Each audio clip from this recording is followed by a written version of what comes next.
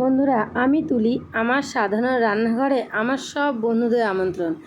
আজ আমি একটা নিয়ে এসেছি খুব সুন্দর একটা মাছের রেসিপি। এই মাছটা হলো সমুদ্রের মাছ। চলো, তোমরা কে কে জানো এই মাছটাকে দেখাবো, অবশ্যই দেখে অবশ্যই বলবে। আমি কিন্তু এর নাম জানি না, যেটা জানি না সেটা তোমাদের মিথ্যে বলবো না। তোমাদের দাদাভাই এনেছে বাজার থেকে, তাই আমি রান্না করেছি। কিন্তু রান্নাটা খেতে কিন্তু সেই টেস্টি হয়েছিল, বাড়ির সবাই বলেছে, শুধু আমি বলছি না। তো ভিডিওটা দেখার জন্য পুরো ভিডিওটা দেখবে, কেউ ভিডিওটা স্কিপ করবে না, ঠিক আছে? নতুন বন্ধুরা যারা ভিডিওটা দেখছো অবশ্যই চ্যানেলটাকে সাবস্ক্রাইব করে আমার পাশে থাকবে। আর নতুন নতুন ভিডিও পেতে গেলে অবশ্যই চ্যানেলটাকে সাবস্ক্রাইব করতে হবে, আর লাইক কমেন্ট অবশ্যই করতে হবে। দেখতে পাচ্ছ দেখতে কি টেস্টি হয়েছে না? দেখেই মনে হচ্ছে দারুণ হয়েছে, বলো খেতে। খুবই সাধারণ অল্প ঘরোয়া উপকরণ দিয়ে আমি তৈরি করেছি, সেটাই তোমাদের সাথে শেয়ার করব। বাঙালি মানেই মাছ ভাত, মাছ ভাত না হলে চলে না। তো আমাদের ঘরে সাধারণত কম বেশি সবসময় সবার ঘরেই মাছটা হয়েই থাকে, তাই কি না? তো আজ নিয়ে এসেছিলো একটু অন্যরকম মাছ। এই দেখো, দেখতে পাচ্ছ মাছগুলো? বলো বন্ধুরা, কে কে জানো এই মাছগুলো? আমি কিন্তু জানি না, প্রথমেই বলে দিলাম তোমাদের, আমার নাম জানা নেই। তো এটা আমি নাম অজানা মাছ দিয়েছি আর কি। চলো, তো মাছগুলো কেটে ধুয়ে পরিষ্কার করে নিই। বন্ধুরা, এখানে ক্যামেরাটা ধরা ঠিক হয়নি, প্লিজ তোমরা কিছু মনে করো না, একটু দেখে নাও। যেহেতু তোমার এই বন্ধুটা একদমই নতুন, অত ভালো করে তোমাদের সাথে গুছিয়ে কথাও বলতে পারে না, আর ক্যামেরাটাও ধরা ঠিক হয়নি, তোমরা একটু দেখে নাও। দেখো, এখানে আমি সব কিছু রেডি করে নিয়েছি, পেঁয়াজ, টমেটো, ধনেপাতা, কাঁচা লঙ্কা রেডি করে নিয়েছি, কেটে নিয়েছি। আর মিক্সিতে দিয়ে দিয়েছি পোস্ত, সাদা সর্ষে আর কয়েকটা শুকনো লঙ্কা, এটা আমি মিক্সি করে নেবো। আর এই যে মাছগুলো কড়াইতে তেল দিয়ে, তেল গরম হয়েছে, ভাজা বসিয়ে দিয়েছি। হ্যাঁ, তবে বন্ধুরা জানো তো, মাছটা থেকে বেশ খানিক তেল বেরিয়েছে, আমি কিন্তু এতটা তেল দিয়েছিলাম না। দেখতে পাচ্ছ কতটা তেল বেরিয়েছে? দেখো, মাছগুলোকে এবার সুন্দর করে ভেজে নেবো এপিট ওপিট করে।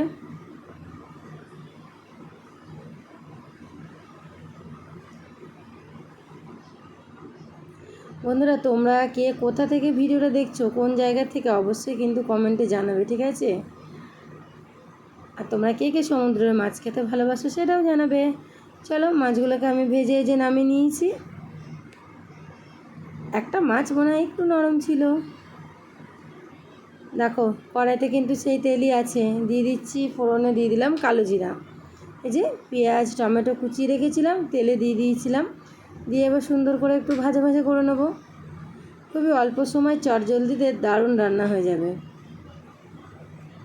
ওটা ভাজা ভাজা হতে হতে এই যে আমি মশলাটা বেটে নিয়েছি। দেখো, সাদা সর্ষে, পোস্ত আর শুকনো লঙ্কা সুন্দর করে একটা পেস্ট তৈরি করে নিয়েছি। পেঁয়াজ টমেটোটা বেশ ভাজা ভাজা হয়ে এসছে। এবার দিয়ে দেবো পরিমাণ মতন লবণ আর হলুদ।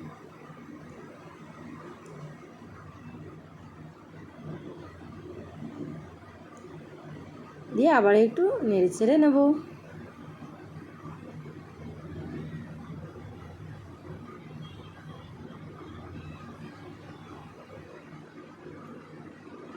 এরপরে দিয়ে দেবো বেটে রাখা মশলাটা, মশলা বলতে শস্য পোস্ত বাটাটা।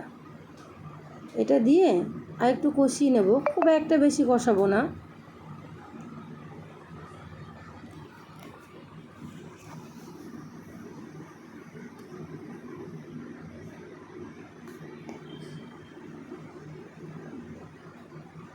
দেখো, বেশ সুন্দর করে কষিয়ে নিচ্ছি আমি।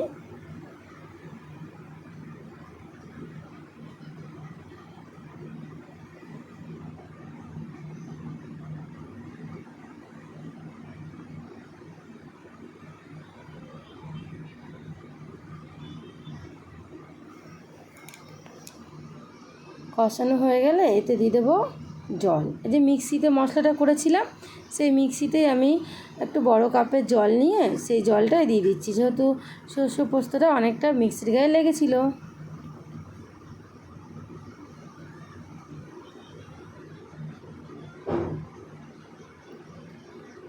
দেখো, ফুটে এসছে, এবার আমি মাছগুলো দিয়ে দেবো।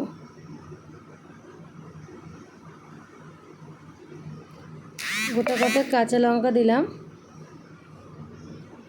এবার মাছগুলো দিয়ে দিচ্ছি।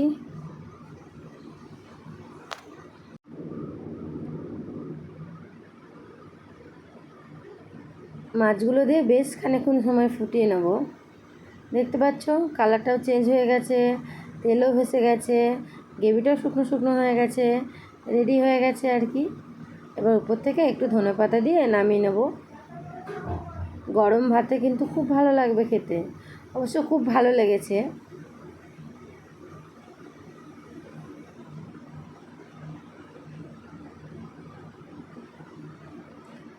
আমি ঝোলটা একটু শুকিয়ে নিয়েছি, তোমরা চাইলে আর একটু ঝোল রাখতে পারো, আমি একটু মাখা মাখা করেছি। দেখো দিয়ে এই যে প্লেটে গুছিয়ে নিয়েছি। তো ভিডিওটা ভালো লাগলে অবশ্যই একটা লাইক কমেন্ট করে যেও বন্ধুরা।